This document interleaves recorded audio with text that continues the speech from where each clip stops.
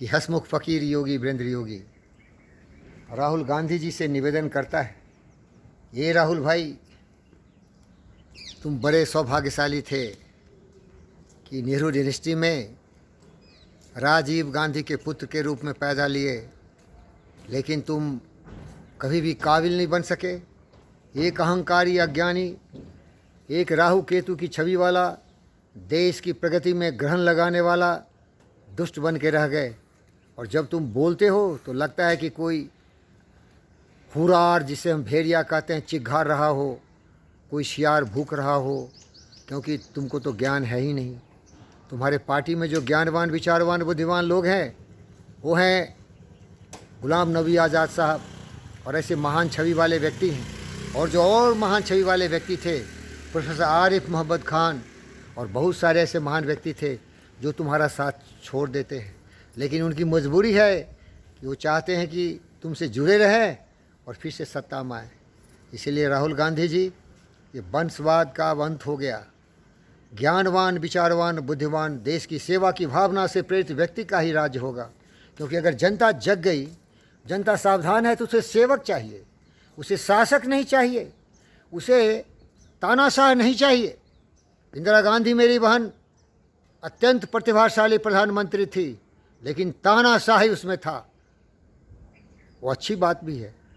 नरेंद्र मोदी को देखो, कितनी भी गालियां दो, डंडे मारने की बात करो, कुछ भी करो, लेकिन ये महापुरुष कभी डग से मग नहीं होता। क्योंकि ये जानता है कि प्रजातंत्र में जनता को बोलने का अधिकार है। बोलने की आज़ादी इतनी ज़्यादा है कि क्या क्या नहीं बोलते। नाली के कीड़े, ये नीच है, ये चाय बेचने वाला है, अरे कुकर्मी दुष्ट मणिशंकर अय्यर, चाय बेचने वाला क्या इंसान नहीं, भारत का नागरिक नहीं? खुद चाय पीता है, जो चाय पिलाता है उसको नीच बोलता है, घटिया। ऐसे विचार के जो क्षुद्र बुद्धि हैं, शियार हैं, वो देश की सत्ता में नहीं आ सकते। और राहुल गांधी, यकीन मानो मेरे भाई, मेरे प्यारे दोस्त, आप कभी भी भारत के प्रधानमंत्री नहीं बन सकते। लेकिन तुम्हारी चिघार, भेड़ी वाली पुकार तुम्हें अंदर से धकचोरती है और तुम्हें ये बताती है कि ये जिस तरह औरंगजेब के वंशज ये चाहते हैं, ओवैसी जैसे कि अंग्रेज़ का शासन था, औरंगजेब का शासन था, उस शासन के और सत्ता के लोभ में चिघारते हैं। तू भी सोचते हो कि नेहरू डायनेस्टी का मैं युवराज हूँ, राजकुमार हूँ, मेरी गद्दी पर एक गरीब हिंदुस्तान का एक प्रमुख सेवक कैसे बैठ गया, तुम्हारी गद्दी ले लिया। अरे बच्चे, ले नहीं लिया, लोगों ने दे दिया। क्योंकि लोगों को सेवक चाहिए, लोगों को शासक नहीं चाहिए। लोग समझ रहे हैं कि तुम्हारी बुद्धि कितनी बड़ी है, तुम्हारा ज्ञान कितना बड़ा है।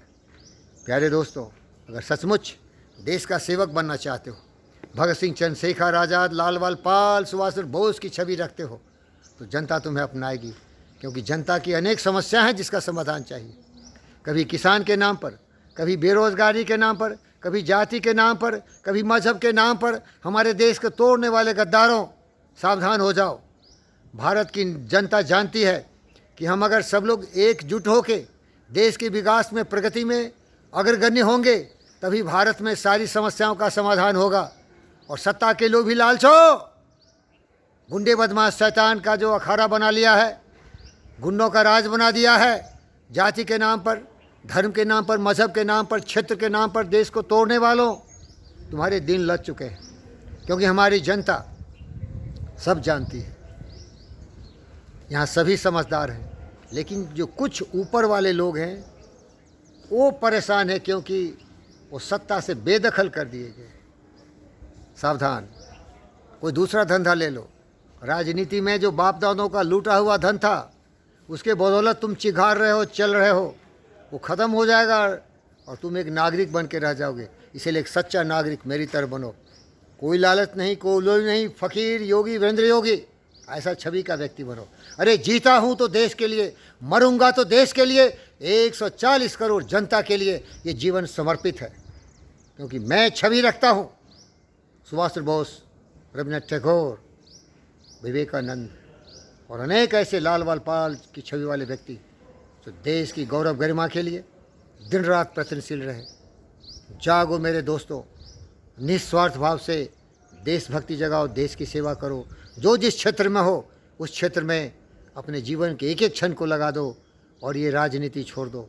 झूठे, गद्दार, देश की खून चूसने वाले, देश को बांटने वाले, दुश्मनों के साथ देने वाले, तुम्हारे लिए कोई जगह नहीं हिंदुस्तान में। धन्यवाद।